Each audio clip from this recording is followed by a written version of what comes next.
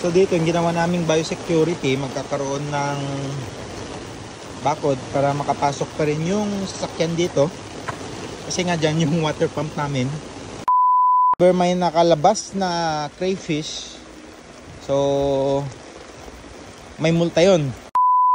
For the information ng karamihan, malaki-laki yung penalty kasi na ipapataw ng BFAR sa mga hindi susunod, no? Ginagawan ko to ng video. This will serve as my documentation. Nakikita nyo, yung nandun is nag-overflow siya. Yun. Ina-analyze din natin sa risk assessment kung for keeps ko sana talaga to, pero naisip ko na i-public na rin. Another day, another farm mga ka-iFarm.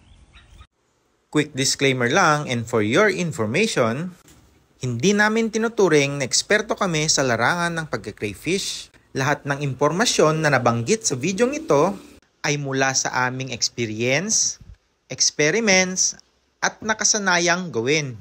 Simula pa noong year 2022.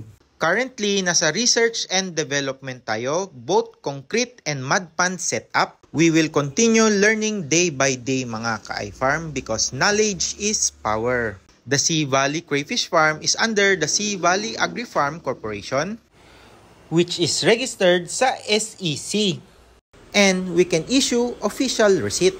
Another disclaimer, we do not accept any form of investments from other parties.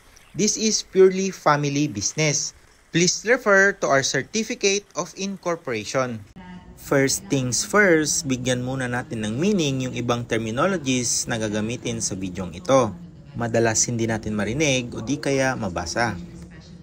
BFAR refers to the Bureau of Fisheries and Aquatic Resources.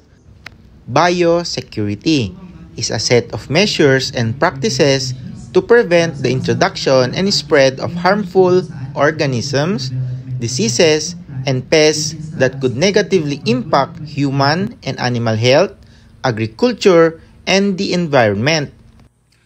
Communal water refer to shared water resources that are accessible to a community or group of people. Risk management, a systematic process identifying, assessing, and controlling threats to human and to the environment. Risk identification, identifying potential threats and uncertainties. Risk assessment, evaluating the likelihood and potential impact of each identified risk. Risk response, these are the strategies to address the identified risk. And lastly, risk monitoring, continuously tracking and evaluating the effectiveness of risk management strategies and making adjustments as needed. This is my part 2 na video regarding with the draft of BFAR regarding Australian Red Claw Crayfish. Para di kayo malito, ginawa tong video na to noong July 18, 2025, right after matapos yung conference meeting, no? Kakauwi lang namin. Gusto ko lang i-highlight mga ka-iFarm, no, yung ginawang guidelines about sa crayfish is yung Australian Red Claw Crayfish lang. Meaning, yung ibang klase ng crayfish is bawal alagaan dito sa Pilipinas as of now, no? Sa video ito, i-share ko yung isang strategy ko, yung risk management. Nasa sa inyo na yan kung gusto nyo i-adapt. Yung risk management, compose ito ng parang mga steps. Unang-una yung risk identification, risk assessment, risk response, at saka yung risk monitoring. One example ng risk assessment na pinakandak natin is ito, yung overflow. So kung makikita nyo, yung nandun is nag-overflow siya. Yun. Since tinanggal natin yung bubong niya, so yung rainwater is diretso dito. So tinanggal natin to is talagang niro-roll lang to kapag may malakas talaga na bagyo para hindi siya masira. So yung risk assessment nga, so yung risk na mag-overflow dito sa top edge ng tank. So yun yung iniiwasan natin. So ito, time to time. So yung risk assessment niya, yun nga, mapupuno. Yung risk response is, yun, magkakandak tayo ng rounds para linisan to. And then meron tayong backup. Ito nga, yung outlet talaga ng tubig natin may butas. Ina-analyze din natin sa risk assessment kung kayang masaraduan to ng mga water lilies, ganyan. Pero sa tingin ko hindi naman kasi wala masyadong lumot, no? So yan yung backup na outlet aside dito. If ever na hindi na kinaya, ito naman may naka-backup. So yun nga, siyempre kagagaling lang din natin sa BFAR conference meeting. At yun nga, yung biosecurity. So yung idadagdag natin dito sa farm, to be precise, is dito sa nursery and breeding natin. Magkakaroon tayo ng another bakod sa perimeter.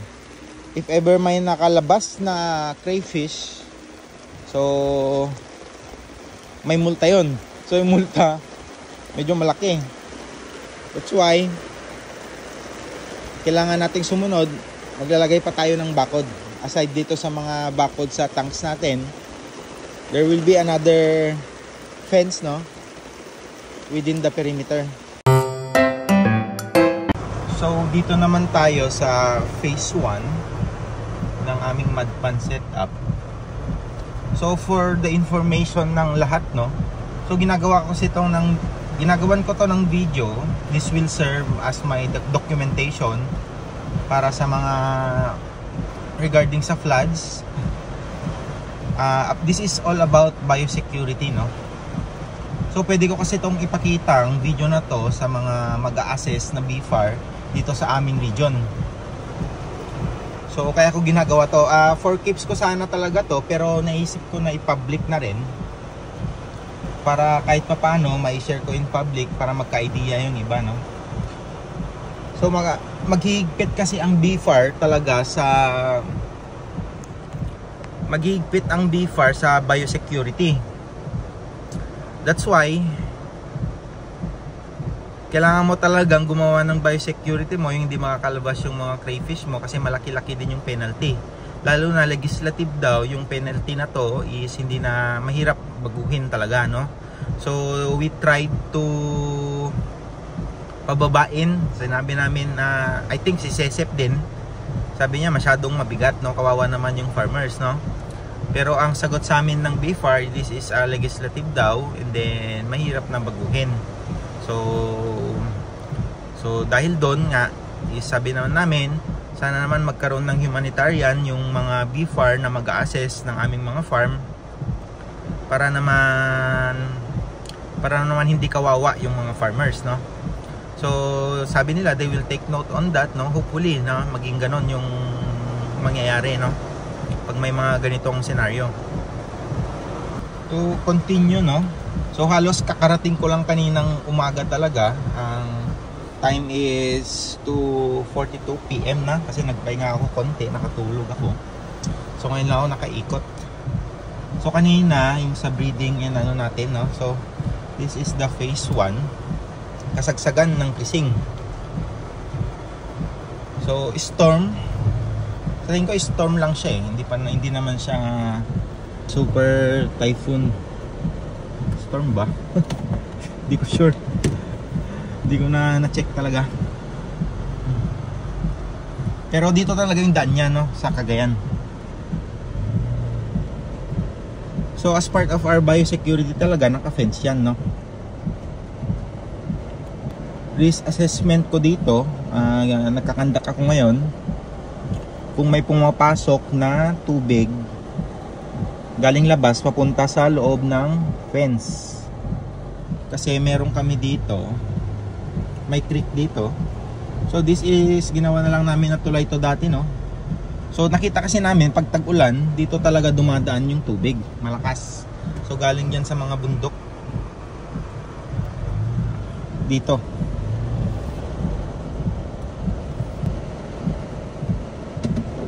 Pero this is ano naman 5 to 6 years na nagawa. 5 years. Bale, ito na yung risk monitoring. So sa tingin ko wala, dino-double check ko lang talaga ngayon. Tapos yun nga, for documentation, kaya ginagawa ko tong video na to. So dun sa phase 2, no?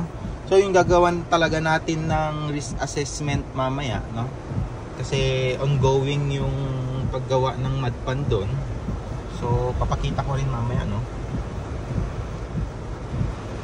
For the information ng karamihan, malaki-laki yung penalty kasi na ipapataw ng BFAR sa mga hindi susunod, no? It will really depends na lang talaga, no? So I think we are given 1 year. Di ko alam kung mababago yun kasi hindi pa final naman talaga yung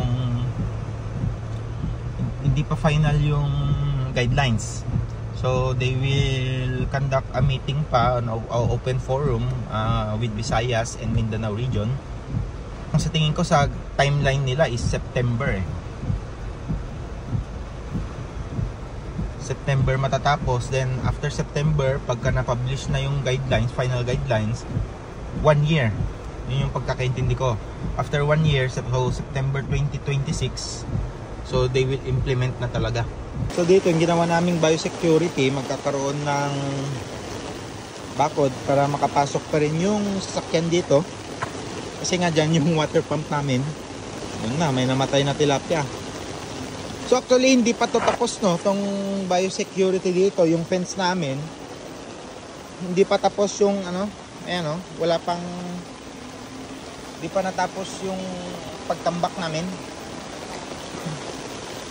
Ito yung pumapasok na tubig. Pero ito, nagawan na namin, lalagyan ko namin ng screen. Bali magiging double screen pa, no. May screen dyan, tapos may screen din dito, tapos may isa pa dyan, gagawin ng screen.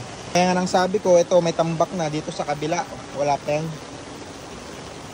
Since wala pa naman tong crayfish, so after ng bagyo, ito yung balak namin tapusin na talaga. Kasi yung sorting namin, yung mga crayfish namin doon, so dito namin ilalagay for grow out. Doon nasa grow out ng mga yon, yung sorting kasi sasabi ko is sorting ng male and female, no? Baby, lagay namin dito lahat is male. So eto, pumapasok pa yung tubig mula sa labas. Yan, kasi nga wala pang tambak. Ito talaga yung purpose ng BFAR. Kailangan talaga ng mahigpit na biosecurity, no? Yun yung talagang sanggol nila. So ito yung mga nauna nating ano. Ito ilang bagyo naman na yung dinanas, no? This is for documentation lang talaga. Kasi ang main purpose ko lang naman talaga na nag-biosecurity ako ng ganito is yung crayfish mismo na makawala. Kasi sayang din. So, timing lang na kailangan talaga, no? Kailangan talaga nating sumunod.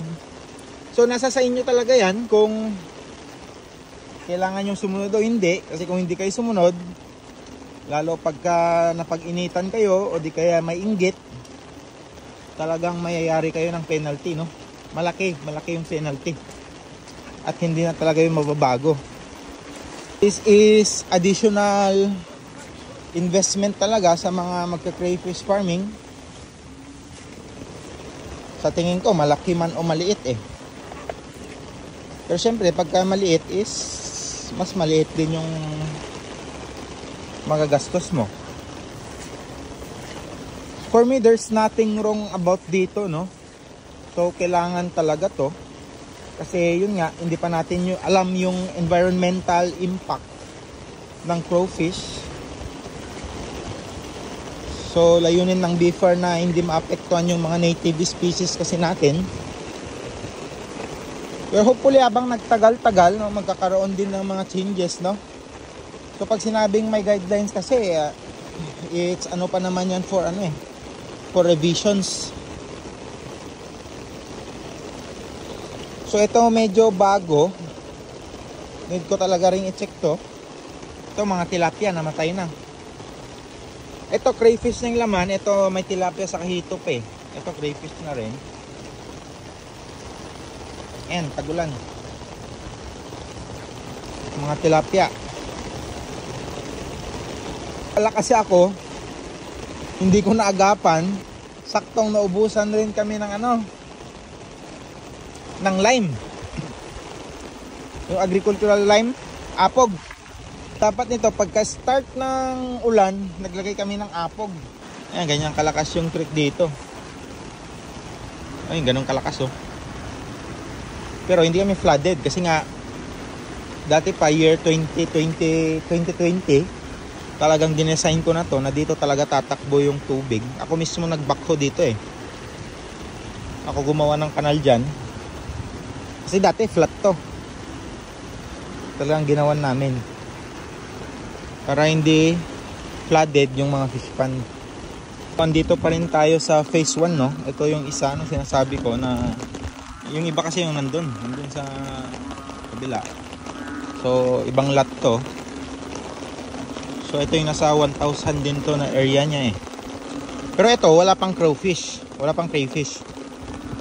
Sa risk assessment natin, medyo nahirapan yung drain natin. May drain kasi dyan, tapos outlet dito.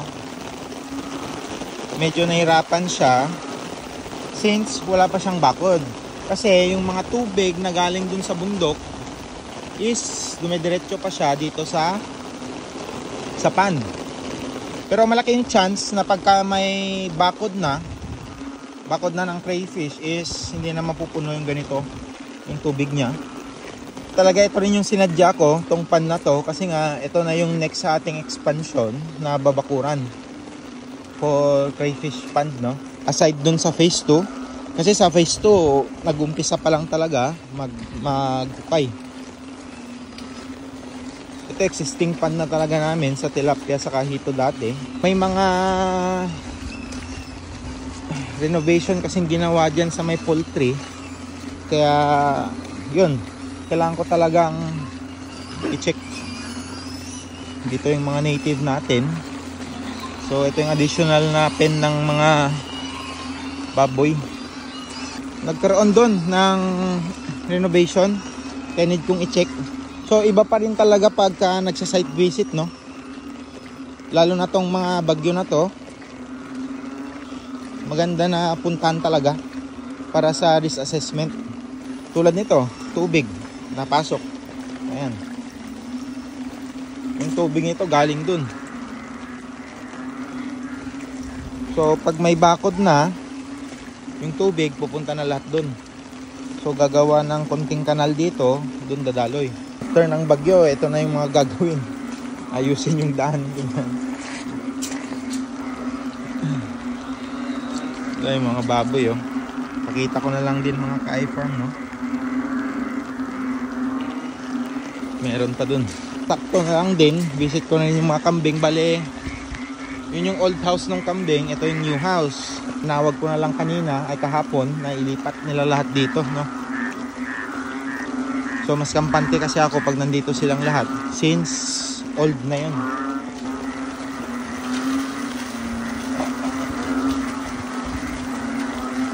Ayan. Dito may pinapagawa kasi tayong water tank.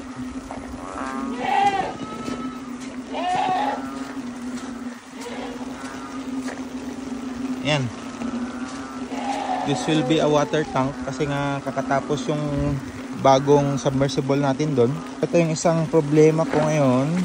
Yung tubig is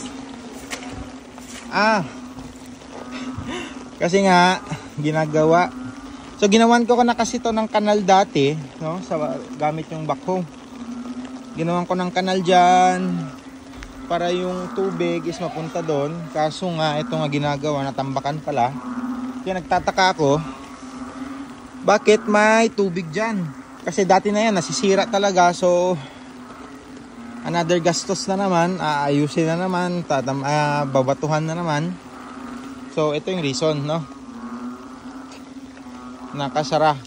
Pero, ganyan talaga. Kasi nung last time na bagyo, is okay na. Kasi dun na dadaan yung tubig. Ito, yan talaga yung reason nito. O yung purpose.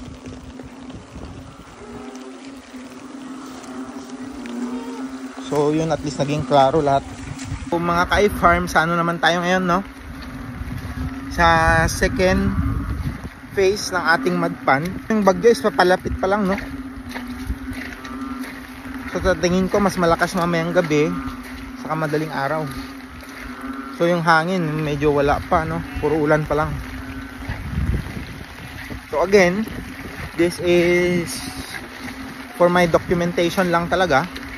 Pero ipapublic na lang natin to para magkaroon ng idea, no? Yung mga existing crayfish farmers at sa mga papasok pa lang, no?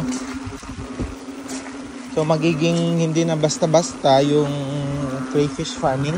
If you really want to go big sa crayfish farming, you really need to invest, no? Lalo na sa mud pan, kasi yun naman talaga yung future, yun yung aim natin, yung goal natin is sa food consumption talaga tayo. Para sa akin is kailangan nyo talagang mag-practice sa small scale. And then, if nahiyang kayo at okay talaga sa inyo ang crayfish farming, yun, mag-expand kayo. Para sa akin is advice ko is mag-invest kayo sa proper para hindi tayo magkaroon ng problema in the future. Yung second phase natin is sa likod lang ng ating nursery, no? Pero mas inuna natin dito kanina. So, bali yun na yung last, yung second phase. Tara. So ito mga ka-farm, arrival na tayo dito sa phase 2, no? Ito, dinadaan-daan pa lang talaga namin. So ito yung magiging entrance. Ginawa pa lang yung kanal, no? Malabas tayo mamaya. Phase 2 natin ng mud pond expansion. So yung una talaga namin ginawa is yung actually nag-backhoe na ako doon, nagukay na ako. Pero syempre itong entrance muna talaga yung priority, no? Ayan, dyan yung cemented road. Tapos nasa tabi siya ng communal water. Communal water kasi yung term ng BFAR, no? So nagkaroon na ng discussion about sa communal water na ako rin talaga yung nag-raise kahapon. Hindi, nung nakaraan pa. Nung July 16, no? So sabi ko, halos lahat ng mud pond is nasa tabi ng communal waters like rivers, like that, kanal. Communal waters kasi yung term na yon is ginamit nila, meaning nun is nasa mga ganito nga na ginagamit ng public na water, no? Katabi natin mismo is communal water, no? So sabi kasi nila doon, yung initial na guidelines nila is kailangan 1 kilometer mula sa perimeter mo, o di kaya sa mud pond mo, o di kaya sa crayfish pond mo, no? It's either concrete or mud pond. So sabi ko, yun nga, ano yung basihan, bakit kailangan pa may distance, no? What if higpitan na lang natin yung biosecurity within the perimeter? Kasi oras naman na nakawala yung crayfish sa perimeter mo, gagapang yan kapag tag-ulan. So sa summer, no, kapag mainit is namamatay agad yan yung crayfish na yan. Sensitive siya sa init, no? Napansin ko yon. Ngayon kapag tag-ulan, yun nga, makakalayo pa rin, makakapunta pa rin kahit 2 kilometers, 5 kilometers, gagapang at gagapang yan. So anong sense na bakit may 1 kilometer distance? So, binago na pala nila yon, pero nalagay lang nila dun sa guidelines, pero balak nilang tanggalin talaga yon na wala nang magiging distance, no?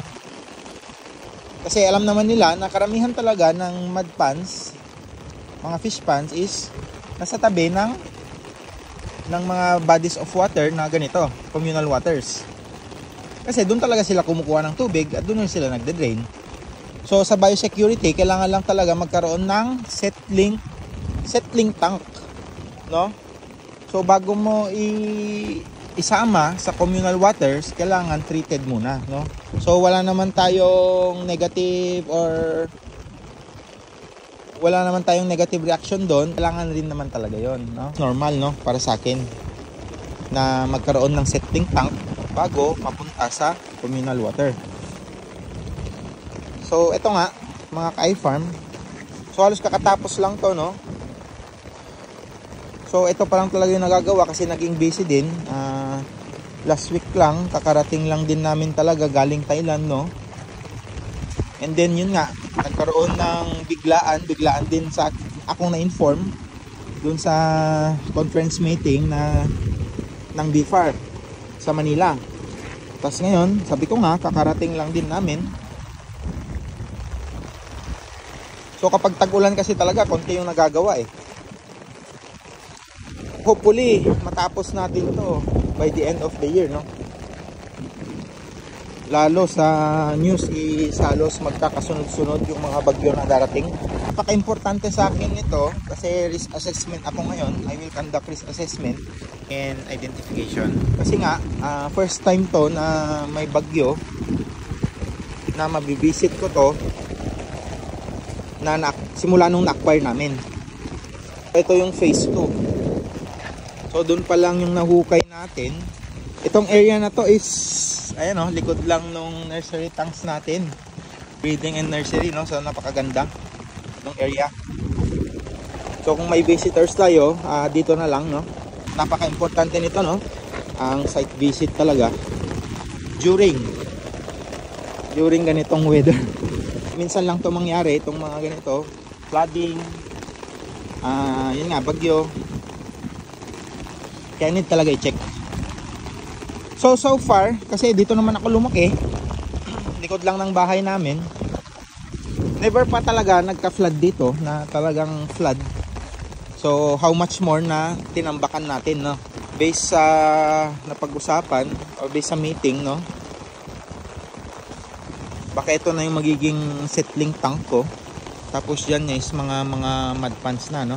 Iba siguro, lalo na sa mga, kung may mga bashers man tayo, ang daming pautot.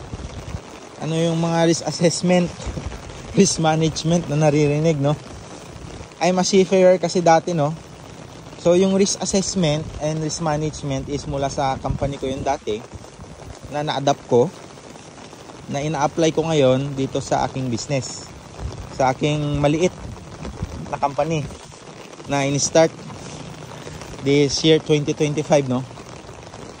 So kinapi ko lang yon yung mga diskarte ng mga malalaking company. So they have this guidelines also, may tinatawag kaming safety management system. Maraming libro yun. So yung mga malalaking kumpanya, ganun talaga. Nanggaling ako sa K-Line na company, second largest shipping company, kung hindi ako nagkakamali, hanggang ngayon ata second or third, ganyan, sa Japan, no? So pati yung number 1, no, mga talagang number 1 na shipping company is may ganito, may mga sinusunod na paperworks, kumbaga. So isa na ngayon yung mga risk assessment, risk management, mga ganyan. May mga safety manual sila, both sa tao, safety ng tao, saka safety ng environment. So hindi kasi ako bago sa mga ganyang naririnig. Siyempre ganun rin yung government natin. May mga batas na kailangang sundin para hindi makaapekto talaga, walang maging negative impact sa ating environment. At of course, sa lahat na, sa mga tao, ganyan. This will serve as my documentation na ipapakita ko sa BFAR na mag-a-assess dito sa aming farm.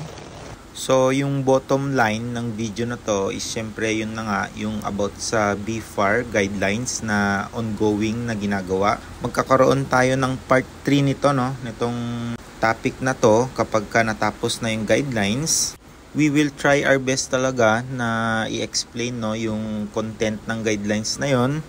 Ang importante is maka-advance na tayo kasi dun rin naman talaga pupunta. At yun din, nakashare din naman ako ng isang strategy ko, yun na nga yung risk management na very applicable rin naman talaga, no? Medyo natagalan lang talaga tayo i-upload tong video na to kasi sobrang naging busy. Hopefully yung mga next topic natin is mas mabilis na. Yun lang mga ka-iFarm, knowledge is power. This is iFarm. iFarm to table, iFarm to market. The future is farming.